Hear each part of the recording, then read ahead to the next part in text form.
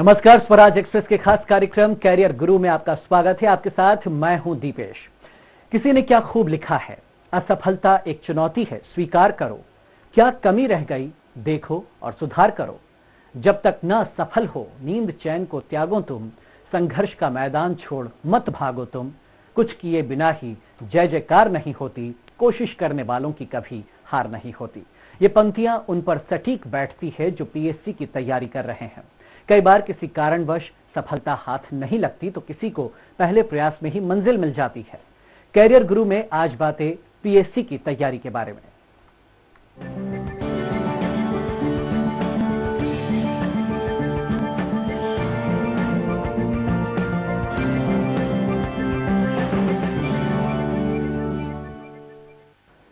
तो 3 चरणों में होने वाली पीएससी की परीक्षा एक सांप सीढ़ी के खेल की तरह है।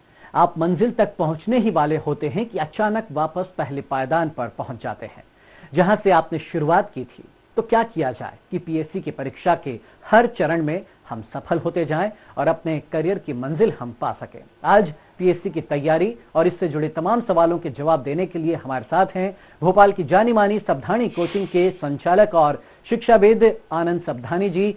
सर, आपका बहुत स्वागत है हमारे इस कार्यक्रम में। इस कार्यक्रम में दर्शक भी हमसे सीधे जुड़ सकते हैं, अपने सवाल सबधानी सर से वो कर सकते हैं। हमारे फोन नंबर हैं 075540290005 और 40290006 पर। तो बिना देर के आप हमें कॉल करें, तब तक हम सर से पीएससी के बारे में कुछ और चीजें समझते हैं। सर, पीएससी बहुत अहम एग्जाम, लेकिन जो युवा इस एग्जाम के बारे में नहीं जानते उन्हें आप थोड़ी सी क्या जानकारी देंगे? पीएससी यानी पब्लिक सर्विस कमीशन, हर स्टेट में अपनी अपनी रिक्रूटमेंट होती है। जो भी प्रशासनिक अधिकारी बनने के लिए जो इच्छुक हैं, प्रशासन में जिन अधिकारियों की रिक्रूटमेंट होती है वो लगभग पीएससी के थ्रू होती है हायर लेवल पे, और लोअर लेवल पे एसएससी के थ्रू होती है। तो पब्लिक सर्विस कमीशन का जो दायरा है वो काफ़ी वास्ट है। यूपीएससी, और अगर हम पीएससी की बात करें तो यूपीएससी से हम आईएएस बनते हैं या बड़े एग्जाम में जाते हैं जो कि ऑल इंडिया लेवल पे हमें सिलेक्ट करता है। और पीएससी यानी अगर हम स्टेट लेवल की कोई परीक्षा दे रहे हैं, यानी स्टेट लेवल के किसी डिपार्टमेंट में हमें जॉब करनी है और बड़े स्तर पर जॉब करनी है तो हम पीएससी के थ्रू जा सकते हैं। आमतौर पर लोगों को पीएससी की परीक्षा से काफ़ी डर लगता है। उनको ये लगता है सबसे टफ एग्जाम है, इसमें 3 स्टेज होती हैं, पहले प्री होती है, फिर मेंस होता है और उसके बाद इंटरव्यू होता है। तो डरने की बात नहीं है। आप सबसे पहले अपना बेसिक नॉलेज इंप्रूव करें। पीएससी परीक्षा को अगर पास करना है तो आपको सबसे पहले जनरल नॉलेज पे अच्छी कमांड बनानी चाहिए, जिसको हम सामान्य अध्ययन भी बोलते हैं, जिसमें history, economics, geography, polity, science और कॉन्स्टिट्यूशन आता है। ये प्री एग्जाम का पहला पार्ट होता है। और इसके बाद जो दूसरा पार्ट होता है, जो 2 घंटे का पेपर होता है, उसको हम एप्टीट्यूड टेस्ट बोलते हैं। एप्टीट्यूड टेस्ट को हमने दूसरा नाम पीएससी वालों ने दिया है सीसेट, जिसको हम सीसेट का नाम देते हैं। उसमें रीजनिंग, मैथमेटिक्स, इंग्लिश और कुछ क्वेश्चन कंप्यूटर के, ये चारों चीज़ों पे अगर आपने कमांड बना ली तो पीएससी का एग्जाम प्री खास तौर से निकालना कोई बड़ी बात नहीं। बिल्कुल, और हम हर चरण की आपसे बात करेंगे, लेकिन क्या इसमें दूसरे राज्य के स्टूडेंट्स भी अप्लाई कर सकते हैं? हाँ बिल्कुल, दूसरे राज्य के भी स्टूडेंट अप्लाई कर सकते हैं। जैसे एमपीपीएससी की अगर हम तैयारी कर रहे हैं तो एमपीपीएससी में किसी अदर स्टेट वाला बच्चा भी एग्जाम दे सकता है। और यूपीपीएससी की हम बात करें तो एमपी वाला भी यूपी में जाके एग्जाम दे सकता है। बस कहीं कहीं किसी स्टेट में डोमिसाइल मांगते हैं, किसी स्टेट में डोमिसाइल नहीं मांगते। और जहां पर डोमिसाइल नहीं मांगते वहां प्राथमिकता देते हैं उसी स्टेट के स्टूडेंट्स को। प्राथमिकता इस तर्ज पर दी जाती है कि एज लिमिट में कुछ रियायत होती है। अगर आप एमपी के स्टूडेंट हैं और एमपी से ही फॉर्म भर रहे हैं तो आपको एज लिमिट थोड़ी बढ़ा के मिलती है। अगर आप एमपी के बाहर के हैं तो कम मिलती है। जैसे मैं मान के चलूँ, इस बार जो एमपीपीएससी हुआ उसमें मध्य प्रदेश के जो नागरिक हैं, यानी मध्य प्रदेश के जो यहाँ के रहने वाले हैं, जिनके पास मूल निवासी है, उनको 40 साल की उम्र तक परमिशन दी गई थी फॉर्म भरने की, और जो मध्य प्रदेश के बाहर से उनको 30 साल। तो ये क्राइटेरिया तय किया है। बाकी तो आप किसी भी स्टेट में अप्लाई कर सकते हैं। बिल्कुल। अच्छा सर, जो आज सबसे ज्यादा सवाल रहने वाला है कि पीएससी की तैयारी कैसे करें स्टूडेंट्स, क्या बताएंगे आप? पीएससी के लिए सबसे पहले योजना बनानी पड़ेगी। पीएससी का एग्जाम बैंकिंग सेक्टर या एसएससी की तरह काफी इजी नहीं होता, और मैं ये भी नहीं बोल रहा कि बहुत ज्यादा टफ होता है। मैं यहाँ पर आपको चिंता नहीं करवा रहा हूँ, मैं आपको चिंतन करवा रहा हूँ, क्योंकि चिंता जो है वो चिता के समान होती है। तो मैं फिर से बोल रहा हूँ, मैं आपको चिंता नहीं करा रहा, लेकिन हाँ, पीएससी के लिए एक योजना बनानी पड़ेगी, एक गहन चिंतन करना पड़ेगा कि हमें करना क्या है। टारगेट अगर आपको सेट करना है तो सबसे पहले आपको जीएस पर कमांड बनानी पड़ेगी। जीएस एक ऐसा सब्जेक्ट है जिसका कोई अंत नहीं है। मतलब हड़प्पा संस्कृति से लेकर आज तक क्या क्या घटनाएं दुर्घटनाएं हुए हैं, भले वो हिस्ट्री में हो, इकोनॉमिक्स में हो, ज्योग्राफी, पॉलिटी, साइंस, कॉन्स्टिट्यूशन, इस सब पे अच्छी कमांड होनी चाहिए। इसके अलावा यहाँ पर पिछले 3 सालों में हमने देखा है कि पीएससी में जीएस के अलावा इन्होंने सीसेट भी जोड़ दिया है। गवर्नमेंट ने सीसेट जोड़ा है जो सीसेट अपने आप में वही का वही सिलेबस है जो हम एसएससी में पढ़ते हैं, लगभग बैंक का भी सिलेबस सेम है, रेलवे का भी वही सिलेबस है। तो जो लोग कॉम्पिटिटिव एग्जाम्स की तैयारी कर रहे हैं, बैंक, रेलवे, एसएससी की, उनके लिए पीएससी क्रैक करना कोई बड़ी बात नहीं है, थोड़ी सी मेहनत करेंगे तो आराम से क्लियर कर लेंगे। बिल्कुल सर, एक दर्शक हमारे साथ जुड़ गए भोपाल से, शानू है हमारे साथ में जी, अपना सवाल करें। सर मेरा सवाल ये है कि मेरे इस बार सी का प्री क्लियर हुआ है तो मैं लेकिन मेंस क्लियर नहीं कर पाई, तो उसके लिए मतलब मैं क्या अलग से प्रिपरेशन करूं? शानू जी देखिए, मेंस में क्या होता है कि प्री में तो कॉमन सब्जेक्ट हैं सभी के, मेंस में कुछ सब्जेक्ट अपने जैसे जीएस और उसके साथ आपका मेन सब्जेक्ट आ जाता है। तो यहाँ पर जो मेंस है वो लिखना बहुत बड़ी बात होती है। प्री तो मैं कहता हूँ कि अगर एक वैकेंसी है तो 10 लोग प्री में पास हो जाएंगे, लेकिन मेंस लिखने के लिए 10 लोग जो बैठेंगे उसमें से केवल 3 लोगों को इंटरव्यू के लिए सिलेक्ट किया जाएगा। तो कहीं ना कहीं टारगेट कोई बहुत बड़ा है, क्योंकि 10 वो लोग हैं जो टॉपर हैं, 10 वो लोग हैं जो इंटेलिजेंट है, और उनमें से अपन को 3 को निकलना है। तो यहाँ पर थोड़ा कंपटीशन टफ हो जाता है। आप जहाँ भी रहते हैं, जैसे आपने बोला भोपाल में, तो आप भोपाल में चाहें तो सब्धारणी कोचिंग में या कोई भी इंस्टीट्यूट जो आपको अच्छा लगता है वहाँ पर पीएससी की आप तैयारी करें। सबसे पहले आपने रिटर्न तो निकाल लिया, लेकिन जो मेंस है उसके बारे में तैयारी करें, और मेंस में आप वो सब्जेक्ट सिलेक्ट करें जिस सब्जेक्ट में आपकी ज्यादा अच्छी कमांड है। अगर वो आप सब्जेक्ट सिलेक्ट करेंगे तो मेरे ख्याल से आपको पास होने में ज्यादा दिक्कत नहीं होगी। बिल्कुल। इटारसी से विक्रम है हमारे साथ में जी, अपना सवाल कीजिए। मेरा सवाल ये है कि मैं एक जगह काम करता हूँ, लेकिन जो टाइम मैनेजमेंट है वो नहीं हो पाता है मेरा, तो टाइम मैनेजमेंट के लिए थोड़ा सा विक्रम जी, ये सवाल अगर आप नहीं उठाते तो कहीं ना कहीं से बातों में मैं घुमा देता और ये सवाल जरूर लाता, क्योंकि आपकी बातों से ऐसा लग रहा है कि आप कहीं ना कहीं काम कर रहे हैं और आप सरकारी नौकरी की इच्छा जता रहे हैं। इसका मतलब आप जो काम कर रहे हैं वो प्राइवेट सेक्टर में ही कर रहे हैं। तो मैं ये बोलना चाहूंगा, अगर आप प्राइवेट नौकरी से खुश हैं तो उसको कंटिन्यू करें, गवर्नमेंट जॉब की तैयारी ना करें। लेकिन अगर आपको ऐसा लग रहा है कि प्राइवेट जॉब से 10 गुना ज्यादा अच्छी गवर्नमेंट जॉब है, खासतौर से पीएससी की, तो मैं आपको एक वादा कर रहा हूं कि आज आप अगर गवर्नमेंट जॉब छोड़ोगे तो देखना 6 से 8 महीने में या ज्यादा से ज्यादा 1 साल में आपको गवर्नमेंट जॉब मिल जाएगी। लेकिन प्राइवेट जॉब के साथ साथ मतलब 2 कश्तियों में अगर आप पैर रखोगे तो आपके डूबने का खतरा ज्यादा रहेगा। इसलिए मेरी सलाह है, आप प्राइवेट जॉब कुछ समय के लिए छोड़िए और गवर्नमेंट जॉब की मन लगा के मेहनत कीजिए। और मैं दावे से बोल रहा हूं कि 6 से 8 महीने अगर आपने एक लगन होके पढ़ाई कर ली तो आप जरूर पीएससी का एग्जाम क्रैक कर लेंगे। भोपाल से नेहा कुशवाहा जी हमारे साथ में जी। नेहा जी, अपना सवाल करें। जी सर, मैं आपसे ये पूछ रही थी कि अगर अपन पीएससी की तैयारी कर रहे हैं तो कुछ ऐसे सब्जेक्ट्स हैं क्या जिस पर हमको ज्यादा ध्यान देने की जरूरत है? जी, सबसे बड़ा सब्जेक्ट तो जनरल स्टडीज का है, क्योंकि पीएससी का एग्जाम 2 पार्ट में होता है। एक प्री जो होता है वो भी 2 पार्ट में रहता है। एक सुबह 10 से 12 को जनरल अवेयरनेस का पेपर होता है, और फिर 2 से 4 जो रहता है वो एफटी का पेपर रहता है ना, सी सेट का। तो आप खुद सोचिए, एक सी सेट का वो पेपर जिसमें 3-4 सब्जेक्ट आ रहे हैं, रीजनिंग, मैथ्स, इंग्लिश और जीके, और एक सब्जेक्ट ऐसा है जिसमें केवल जनरल स्टडीज आ रही है और पूरे के पूरे 2 घंटा जनरल स्टडीज पूछ रहे हैं। तो कहीं ना कहीं जनरल स्टडीज को वेटेज ज्यादा देना पड़ेगा, क्योंकि सी सेट तो क्वालिफाइंग है। सी सेट में आपने अगर पासिंग मार्क्स ले आए तो आप पास हो जाएंगे, लेकिन जनरल स्टडीज ऐसा है जिसमें आपको स्कोर करना पड़ेगा और उस सब्जेक्ट पे आपको ज्यादा मेहनत करनी पड़ेगी। जी, एक और दर्शक हमारे साथ में पटना से आनंदी जी हैं, अपना सवाल करें। हेलो जी आनंद जी। हेलो। हाँ आनंदी जी, पूछिए। सर मैं 2-3 बार पीएससी की तैयारी कर चुकी हूँ, लेकिन आज तक निकल नहीं पाया है। इसके लिए ऐसा क्या मैं करूँ कि जल्दी जल्दी निकल जाए? कौन सी स्टेज पे आप रुक गई? हेलो। या प्री आपने कभी क्लियर किया? नहीं, प्री अच्छा। एक बार क्लियर की थी। हाँ। मेंस में नहीं जा पाई हूँ। अच्छा सर। मेंस में नहीं जा पाए, इसका मतलब आपका, हालांकि नाम मेरे नाम से मिलता जुलता है, मैं आनंद और आप आनंदी, चलिए बधाई हो आपको। एक चीज मैं बोलना चाहूंगा आनंदी जी, मैं आपको अपनी बहन की तरफ से एक सलाह देना चाहूंगा कि आपकी बातों से लग रहा है कि आपने 3-4 बार प्री देने की कोशिश की है, लेकिन आप मेंस तक नहीं पहुंच पाए। इसका मतलब प्री ही आपका क्लियर नहीं हुआ।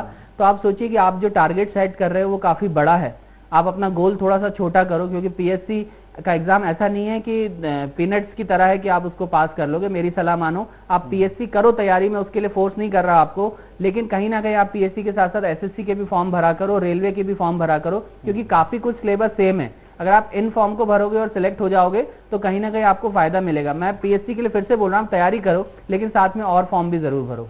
जैनेन्द्र हमारे साथ में है एक दर्शक जी, अपना सवाल करें। मेरा क्वेश्चन ये है सर, मैंने पीएससी 2-3 बार एग्जाम दिया, तो सर जो इसका सिलेबस जो होता है प्री का, तो सर वो उसमें तो 40% एमपी का आना चाहिए, लेकिन उसमें कुछ आता ही नहीं है, तो आता कहाँ सर? पीएससी में बता रहा हूँ कि अगर हम जीएस की बात करें तो आप ध्यान दीजिएगा, अगर 2012 से लेकर 2016 तक का अगर आप जीएस की बात करें तो 2012, 13, 14 इन तीनों साल में बायो का एक भी क्वेश्चन नहीं आया था। उसके बाद जब हम 15-16 की बात करें तो 15-16 में बायो के 3-4 क्वेश्चन आ गए, लेकिन फिजिक्स केमिस्ट्री बंद हो गया। अच्छा। उसी प्रकार से अगर हम 12 में बात करें तो 12 में एमपी जीके जो था वो लगभग 12% था, 14 में भी आया, 15 में भी आया, 16 में भी। हर साल अगर आप देखें तो एमपी जीके के क्वेश्चन आ रहे हैं। शायद आपको गलतफहमी है, मेरे पास तो चार्ट है, हम पूरी क्लास में बताते हैं, तो एमपी जीके भी आ रहा है। लेकिन आप सोचिए केवल एमपी के जीके पर सिलेक्शन हो जाए तो नहीं होगा। 3 सब्जेक्ट को मेन आप ध्यान रखिएगा, एक तो एमपी जीके, दूसरा इकोनॉमी, तीसरा ज्योग्राफी और चौथा भी सब्जेक्ट बता रहा हूं हिस्ट्री। ये 4 सब्जेक्ट ऐसे हैं जिसपे आपको पीएससी के लिए ज्यादा कमांड बनानी पड़ेगी। बाकी सब्जेक्ट को हम छोड़ नहीं सकते उनको, लेकिन उसमें भी 2-2, 3-3, 4-4 क्वेश्चन आने की संभावना है, तो हमें सबको साथ में लेकर चलना पड़ेगा। अच्छा सर, किताबों से कई लोग पढ़ाई की कोशिश करते हैं कि हम किताबें खरीद लेते हैं फिर पढ़ाई शुरू कर देते हैं, वो प्रॉपर कोचिंग नहीं लेते हैं, तो इस बारे में आप क्या कहेंगे? देखिए, मैं एक कोचिंग इंस्टीट्यूट का संचालक हूं और मैं ऐसा बोलूं कि आ जाइए मेरे यहाँ कोचिंग कर लीजिए तभी पास होंगे, तो शायद ये गलत होगा।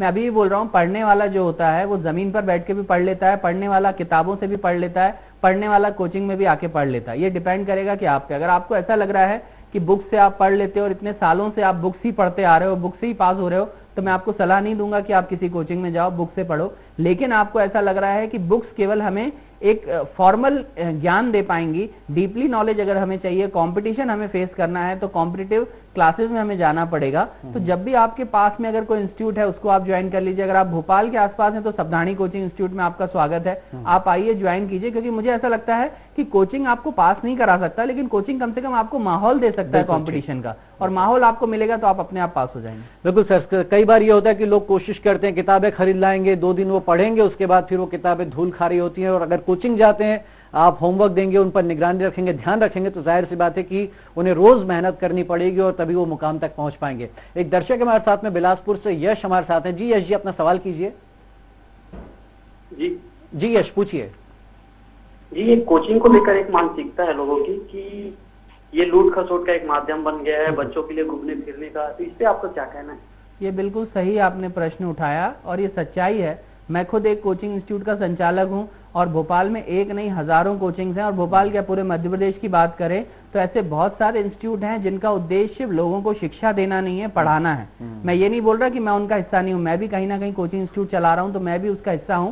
लेकिन धीरे धीरे हम जैसे लोगों को, आपको, मुझे इसमें आगे आना पड़ेगा और तैयारी करानी पड़ेगी। आपने देखी होगी कि एक गरीब का बच्चा अगर पढ़ना चाहता है आईआईटी के लिए या एमबीए एंट्रेंस के लिए या कैट के लिए, तो 1.5 से 2 लाख रुपए फीस देता है। अब सोचिए कोई निर्धन परिवार वाला बेचारा 1.5 से 2 लाख रुपए कहां से देगा। हालांकि अच्छी बात है कि इस बार मुख्यमंत्री जी ने घोषणा की है कि जिनके भी 75% से ज्यादा अंक है वो कहीं भी एडमिशन लेते हैं तो खर्चा जो है उनके मामा जी उठाएंगे। तो ऐसा हम लोगों को भी साथ में आना चाहिए। जैसे मैं सावधानी कोचिंग की हैसियत से आपको बताना चाहूंगा, अगर आप सावधानी की फीस सुनेंगे तो आपको खुद भी ताज्जुब होगा। हम लोग केवल 4,900 रुपए स्टूडेंट से लेते हैं और उनको तैयारी कराते हैं। अच्छा। तो कहीं ना कहीं हम कोचिंग का तो हिस्सा हैं, लेकिन उस कमाई का हिस्सा नहीं है जो लोग आपाधापी में कर रहे हैं, बल्कि इसके अलावा सावधानी कोचिंग उन सारे लोगों को वेलकम करता है। आपके टीवी चैनल के माध्यम से मैं बताना चाहूंगा, जो भी फाइनेंशियली वीक हैं, जो भी हैंडीकैप्ड हैं, जो भी ब्लाइंड हैं, लेकिन उनकी इच्छा है पढ़ने की और गवर्नमेंट जॉब में आना चाहते हैं, तो भाई साहब के प्रश्न का जवाब देते हुए मैं कहूंगा आप आइए, सावधानी कोचिंग में आपका स्वागत है। आप आके मुझसे मिलिए और मैं आपको फ्री ऑफ चार्ज सेवा करूंगा। बिल्कुल, देखिए ये कितनी अच्छी बात है कि आज के जो व्यावसायिकता का दौर है, कहते हैं कि लोगों ने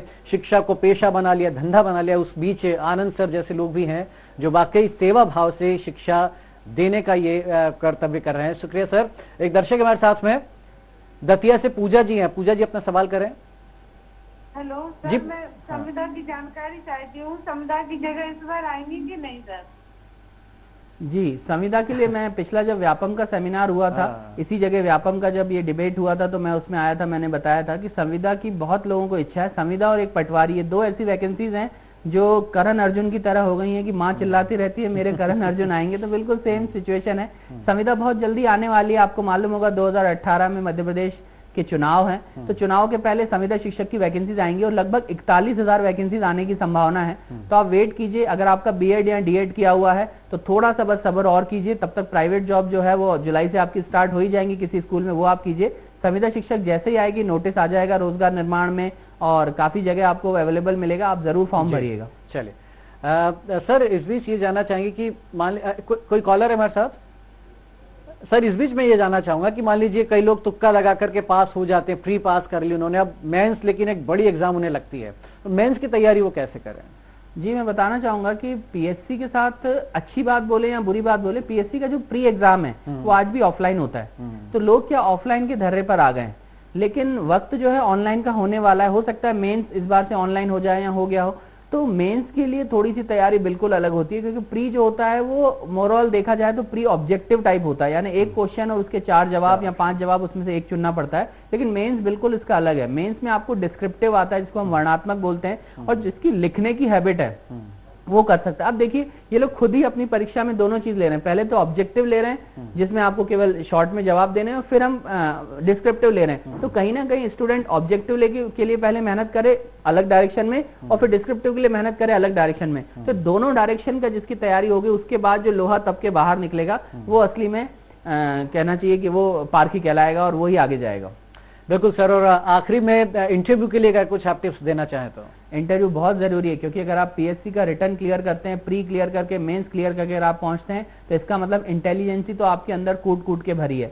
लेकिन यहाँ पर इंटरव्यू में जनरली ये नहीं देखा जाता कि आपका नॉलेज क्या है, इंटरव्यू में ये देखा जाता है आपका हाव भाव क्या है, आप किस प्रकार से रिएक्ट करते हैं। कभी कभी इंटरव्यू में जो 4-5 लोग बैठे रहते हैं, उनमें से एक तो केवल आपको देखता रहता है और ये ऑब्जर्व करता रहता है कि आपके हाव भाव क्या है। एक आदमी आपकी ड्रेसिंग सेंस देखता है, एक आदमी ये देखता है कि आपके बोलने का तरीका क्या है, दूसरा आपसे नॉलेजेबल बातें करता है कि अगर ऐसी सिचुएशन आ जाती, क्योंकि आप खुद समझे प्रशासनिक अधिकारियों की भर्ती हो रही है, प्रशासन में कभी भी कैसी भी सिचुएशन आ सकती है। थोड़े दिन पहले किसानों के कारण जो मध्य प्रदेश में दिक्कत आई थी, तो कहीं ना कहीं सबसे ज्यादा सामना प्रशासन के अधिकारियों को करना पड़ा था। तो उस सिचुएशन में इंस्टेंट आप क्या डिसीजन लेंगे, ये सारी डिसीजन मेकिंग के क्वेश्चन जो हैं ये इंटरव्यू में पूछे जाते हैं। इसके अलावा इंटरव्यू में जिस एरिया में आप रहते हैं उसका नॉलेज होना चाहिए, एमपी का नॉलेज होना चाहिए, जिस एग्जाम के लिए आप फाइट कर रहे हैं उसका नॉलेज होना चाहिए, जनरल नॉलेज आपका अच्छा होना चाहिए। इसके अलावा करंट अफेयर्स पे आपकी कमांड होनी चाहिए, सब्जेक्टिव नॉलेज पे कमांड होनी चाहिए। अगर इन सारी चीजों पर प्लस जनरल एटिकेट्स, अगर ये सारी चीजें अच्छी हैं तो इंटरव्यू वाला आपको जरूर लेगा। चलिए सर, बातों बातों में वक्त ही पता नहीं चला कि कब आपसे विदा लेने का वक्त आ गया। लेकिन सर बहुत शुक्रिया, आपने जो अहम जानकारियां दी हमारे दर्शकों को, और वो उन विद्यार्थियों को जो पीएससी की तैयारी करें, डिप्टी कलेक्टर बनने का जिनका सपना है। तो आज आनंद सद्दानी जी ने हमें बहुत अहम जानकारियां दी, उनका हम फिर धन्यवाद अदा करते हैं। ये प्रोग्राम आज का था करियर गुरु, जिसमें हमने जाना कि पीएससी की तैयारी कैसे करें। अगले हफ्ते करियर के किसी और ऑप्शन पर हम करेंगे चर्चा। तब तक अपने ज्ञान को अपडेट करते रहें और देखते रहें स्वराज एक्सप्रेस।